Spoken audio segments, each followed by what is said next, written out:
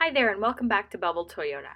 I'm Bronwyn, and in today's video I will be showing you how to put your smart key into battery saving mode.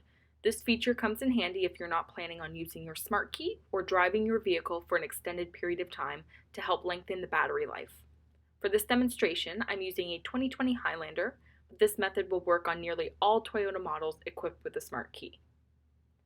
So the typical function of the smart key is the ability to lock and unlock your vehicle by using the sensors on your door handles. As long as the key is on your person near the vehicle, when I press the lock sensors, it locks the vehicle and the hazard lights, including the side mirrors, blink. So I'm locking it here, and same goes for when I unlock the vehicle. So I'm not pressing anything on the fob, I'm just using the sensors on the door handle. Now I'll show you how to activate the battery saving mode on the key fob. First, we are going to hold down the lock button. While holding the lock button, we're going to use our other finger to press unlock twice. So I'm holding the lock, I press unlock twice. The little light on the fob should blink red 4 times. Now you know that this fob is put to sleep, otherwise known as in battery saving mode.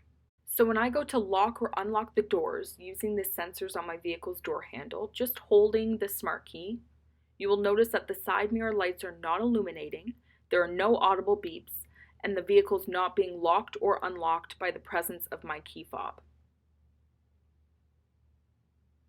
To release the fob from battery saving mode or sleep mode, click any button on the key fob and normal smart key functions will resume. So I clicked lock.